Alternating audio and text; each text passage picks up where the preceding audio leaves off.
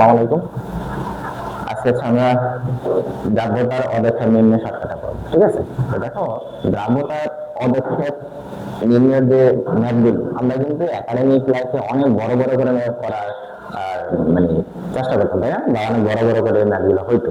তো আমরা চেষ্টা করবো যে এই ম্যাথগুলো কিভাবে শর্টকাটে করা যায়। কেন শর্টকাটটা ব্যবহার করতেছি, এগুলো তোমরা যখন অ্যাডমিশনে যারা পড়াশোনা করো বা যারা অ্যাডমিশন দিবা, ওই সময় আমাদের অ্যাডমিশন লাইফে তো কি হয়, সবচেয়ে বেশি ইম্পর্টেন্ট হচ্ছে টাইম মেনটেন করা, তাই না?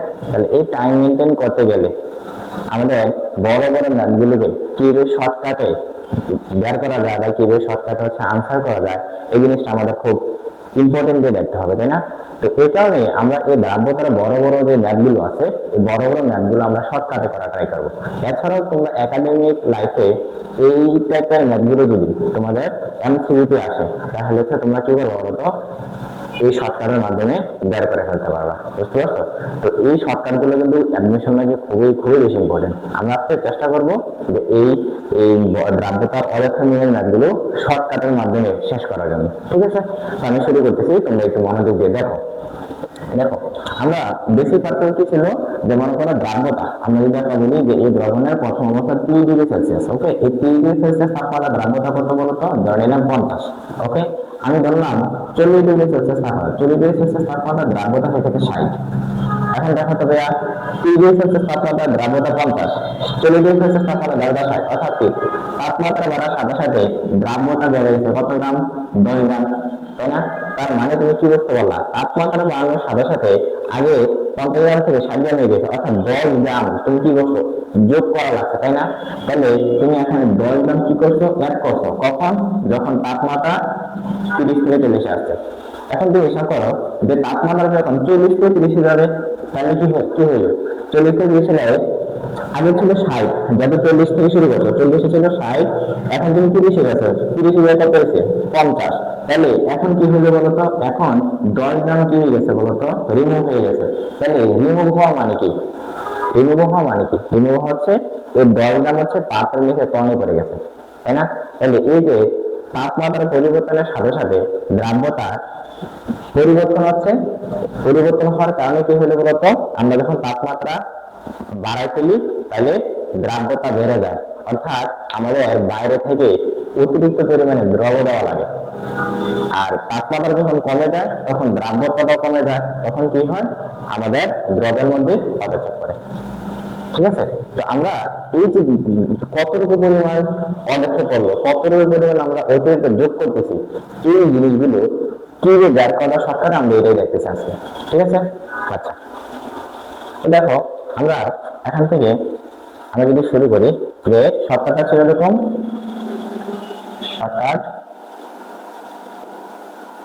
শর্টকাটটা হচ্ছে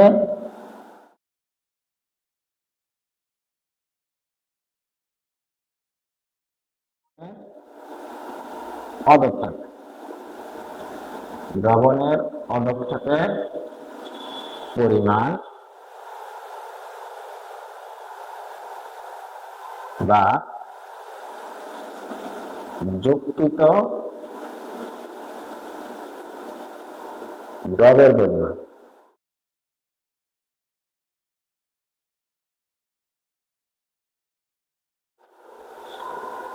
x মাইনাস y, নিচে 100 প্লাস x ইন্টু দ্রবণ, ওকে?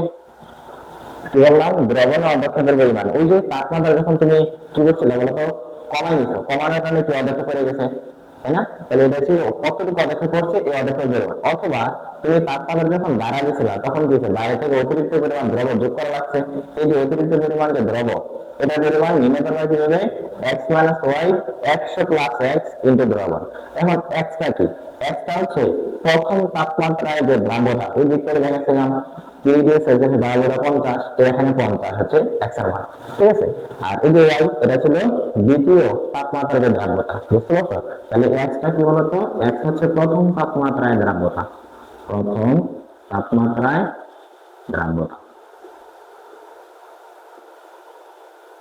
ওকে? x কি বলতো, প্রথম তাপমাত্রায় দ্রাব্যতা। আর দ্রবণ মানে কি, দ্রবণ তো অবশ্যই দ্রবণের একটা মান দেওয়া থাকবে, 200 300 500 1000 যা ভালো লাগে, দ্রবণের একটা মান দেওয়া থাকবে। একটা হচ্ছে প্রথম দ্রবণ দ্রাবকতা, আর এখানে কি আছে বলতো 100, আর ওই যে দ্বিতীয় তাপমাত্রা দ্রাবকতা। ঠিক আছে, তো আমরা এখন দেখবো যে এই শর্টকাটের মাধ্যমে আমরা সহজে ম্যাথগুলো করতে পারতেছি কিনা। ঠিক আছে, আমরা একটু প্র্যাকটিস করি। ঠিক আছে, চলো আমার সাথে একটু প্র্যাকটিস করা ট্রাই করো, আমার সাথে একটু প্র্যাকটিস করা ট্রাই করো, দেখা হচ্ছে কিনা। আমরা একটা প্রশ্ন লিখতেছি, প্রশ্ন হচ্ছে 30 ডিগ্রি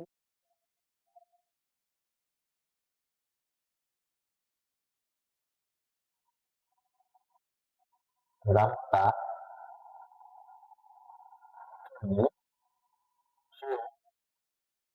45 ডিগ্রি সেলসিয়াস তাপমাত্রায়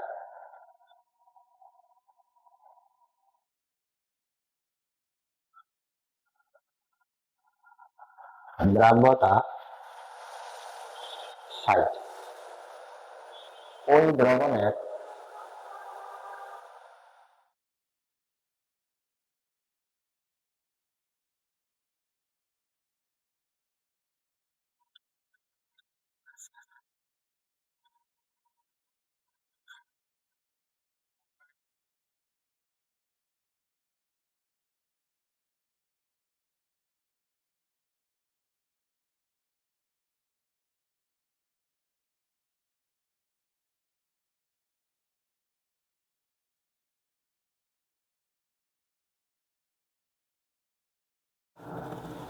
ওকে, তো কি বললো, 30 ডিগ্রি সেলসিয়াস তাপমাত্রা দ্রাব্যতা 40, 45 ডিগ্রি সেলসিয়াস তাপমাত্রায় দ্রাব্যতা 60, ওই দ্রবণের 200 গ্রাম দুধ 30 ডিগ্রি সেলসিয়াস থেকে 45 ডিগ্রি সেলসিয়াস করা হলে কতটুকু দ্রবণ যোগ করতে হয়।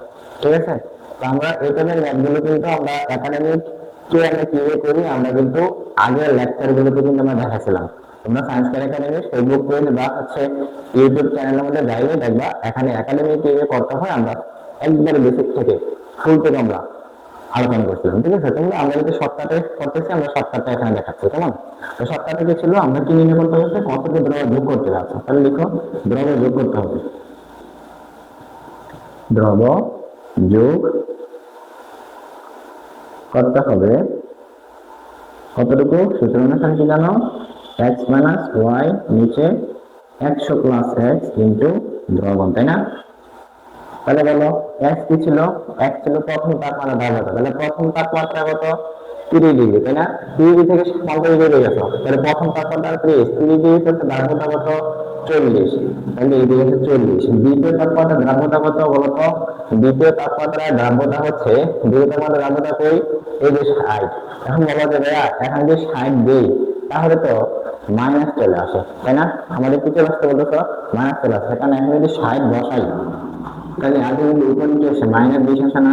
আচ্ছা বলতো দ্রব কতটুকু যোগ করতে হয়, এটা কি আসলে মাইনাস হতে পারে, হতে পারে না। তো এই কারণে আমরা চেষ্টা করবো উপরটা থেকে মানে বড়টা থেকে আমরা ছোটটা কি করার জন্য, বিয়োগ করার জন্য। ঠিক আছে, বড়টা থেকে ছোটটা বিয়োগ করবো। তো বড়টা কোনটা, বড় হচ্ছে 60, আর ছোট কোনটা বলতো, ছোট হচ্ছে 40। তাহলে এখানে লিখবো 60 মাইনাস 40। ওকে, আর এক্স কি প্রথম তাপমাত্রা দ্রাব্যতা, নিচে কি 100 প্রথম তাপমাত্রা দ্রাব্যতা।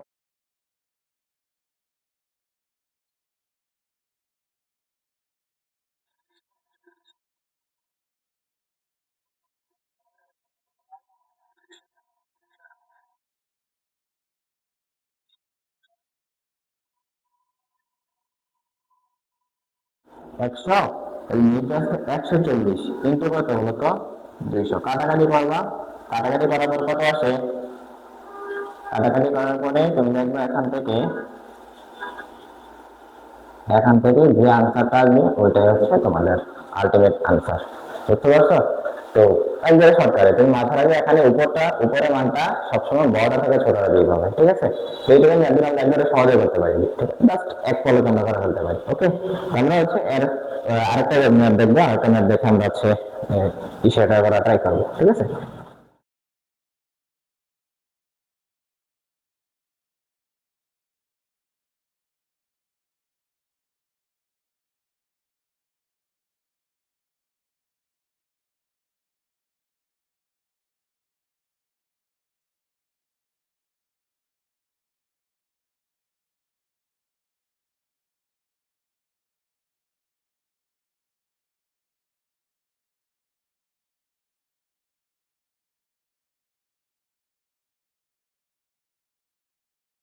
দ্রাব্যতা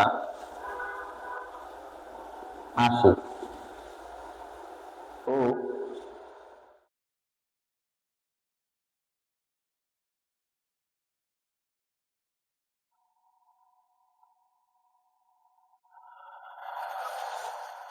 দ্রাব্যতা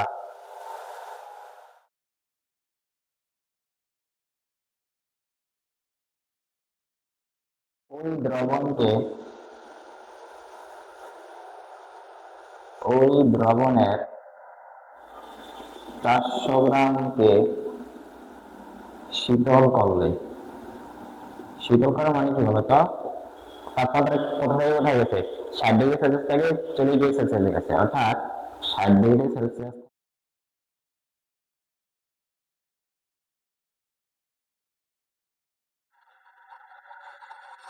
শীতল শীতল করলে কতটুকু দ্রব অপেক্ষা করবে।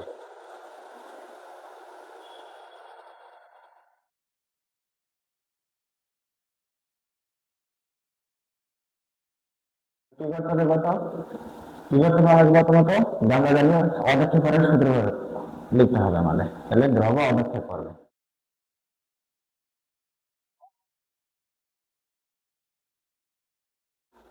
কি জানো, উপরে হচ্ছে x minus Y, 100 plus X into দ্রবণ, তাই না?